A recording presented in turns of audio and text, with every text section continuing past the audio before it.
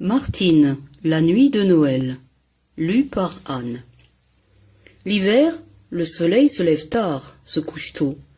Le vent du nord glace les bois et les prés. La musique de l'eau s'arrête. La vie n'est pas facile pour les oiseaux et les bêtes des champs. Plus d'hirondelles, plus de fleurs, plus de papillons. Pourtant l'hiver n'est pas toujours triste.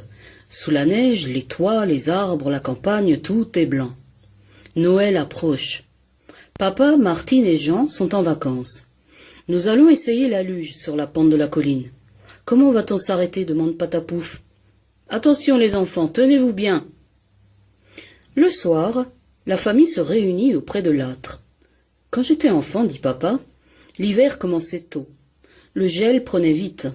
Il suffisait de quelques jours. La neige tombait en abondance. Papa est allé chercher un album de photos. Là, c'est moi, à côté du bonhomme de neige. Et là, qui est-ce? C'est maman. Elle patine sur l'étang. C'était une excellente patineuse. Elle avait à peu près votre âge à cette époque. Je me le rappelle, dit maman. Au fait, où sont passés mes patins à glace? Vous les trouverez peut-être au grenier. Au grenier? Allons voir. Dans le grenier, il fait sombre. Qu'est-ce qu'on entend demande Patapouf. Ce n'est rien, c'est le vent qui gémit dans la charpente. Il vaudrait mieux s'en aller. Si on retrouvait les patins de maman, ce serait bien, non? Cherchons encore. Ce vieux monsieur, qui est-ce? Ce doit être le portrait de l'oncle Gilbert. Comme il a l'air sévère. Il avait peut-être des soucis. Hélas, les patins sont introuvables.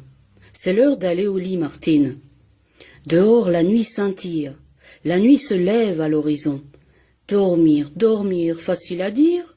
Martine imagine papa et maman patinant sur la glace. Ils sont encore tout jeunes, comme dans un rêve.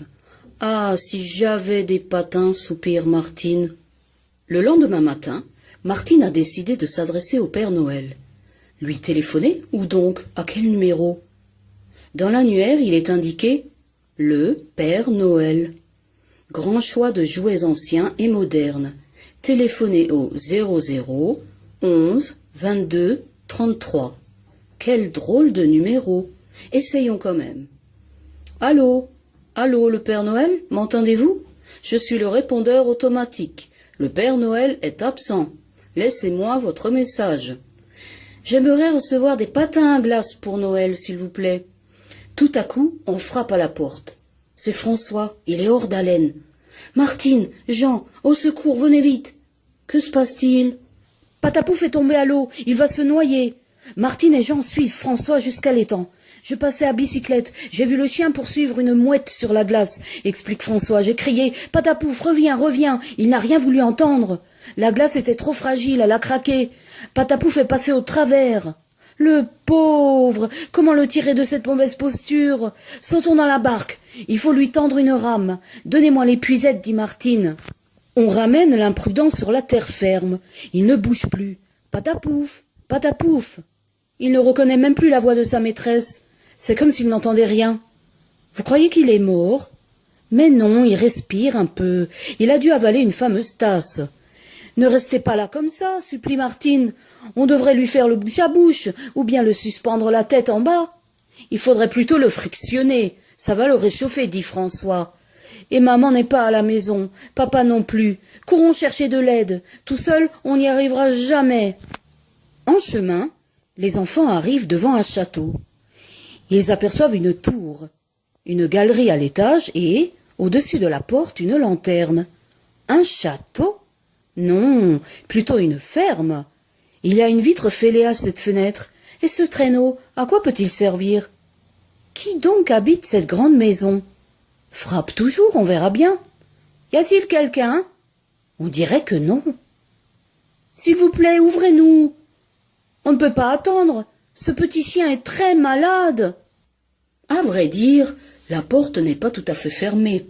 Sur un avis, on peut lire « En cas d'urgence, entrez sans frapper ». Martine, Jean et François sont entrés sur la pointe des pieds.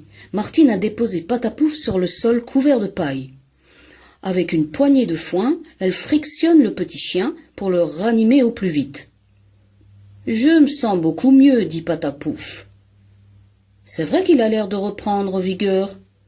Tout de même, son imprudence aurait pu lui être fatale. La prochaine fois, tu réfléchiras. On ne se lance pas sur la glace de l'étang sans vérifier si elle est assez solide. Voilà Patapouf remis sur pied. Il va, il vient, il court dans tous les coins. Regardez, j'ai trouvé une vache avec des branches sur la tête. Ce n'est pas une vache, gros bêta, c'est un cerf, explique Martine. Non, c'est un renne, corrige François. Un château qui est une ferme, une porte qui s'ouvre toute seule, un renne au pays des vaches, tout cela n'est pas normal. Allons voir ce qui se passe dans la salle voisine. Waouh! Il y a des marionnettes avec des chapeaux de paille, des casquettes, des gibus, une sorcière sur son balai, des poupées, encore des poupées, plein les rayons. Elle s'appelle Nicole, Françoise, Marie-Ange. Celle-ci, on dirait qu'elle respire. Mais non, dit Jean, tu te fais des idées. Qui peut bien habiter ce château fort? Le marquis de Carabat ou la Belle au bois dormant? Non, c'est un prince du Moyen-Âge et sa cour, des chevaliers, des trouvères, des bouffons et des hommes d'armes. Où vont-ils, ces cavaliers? Ils vont à un tournoi, pardi, ou bien à la chasse aux dragons. Une voile à bâbord. Ce doit être l'étoile du Sud qui revient de l'île au trésor.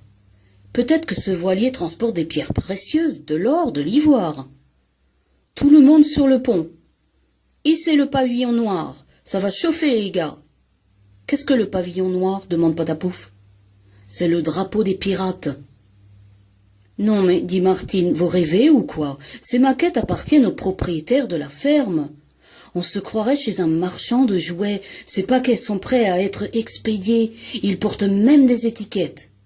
Celui-ci est adressé à Marianne, ferme d'en haut, à Chasse-Pierre. Celui-là est pour François, à Varangeville, rue des Peupliers. Regarde, il est écrit pour Martine et là pour Jean. Ça, par exemple. Ce robot est pour Jean-Louis, le fils du garagiste. Ce manteau, n'est-ce pas celui du Père Noël? Ces jouets lui appartiennent sûrement. Nous avons commis une grosse bêtise, dit Martine. Surtout pas un mot de ceci à quiconque, c'est promis? Oui, oui, nous le promettons sur la tête de Patapouf. Et maintenant, silence, il est tard, rentrons à la maison. Quelques jours passent. Martine tricote une écharpe arc-en-ciel. Une écharpe pour qui? Pour le Père Noël, bien sûr. Il fait de son mieux pour satisfaire tous les enfants. Il aimerait sûrement recevoir un cadeau à son tour. Et toi, que lui as-tu préparé? C'est un secret. La nuit de Noël arrive. Rencontrer le Père Noël, ce serait bien. Quand il entrera, on lui fera la fête. Le Père Noël viendra-t-il? Pourvu qu'il n'ait pas oublié mes patins à glace. C'est long la nuit quand on attend de la visite. On écoute les bruits de la rue, le tic-tac de l'horloge. Les paupières sont lourdes. Les enfants s'endorment. Réveillez-vous, réveillez-vous, j'ai vu passer le Père Noël. C'est un vilain de mentir, Patapouf. Mais Patapouf n'a pas menti. Le Père Noël est entré dans la maison. Il a déposé des cadeaux. Une lettre. Chers enfants, aujourd'hui, c'est un beau jour. Voici pour chacun une paire de patins et des friandises. Gros bisous. Ah, si on avait pu embrasser le Père Noël!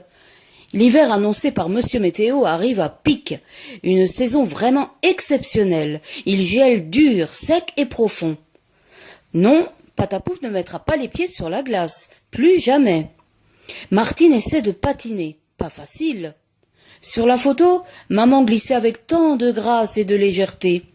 Sans doute, quand Martine aura pris quelques leçons d'équilibre, tout ira beaucoup mieux. Au loin, on entend s'en aller le traîneau du Père Noël.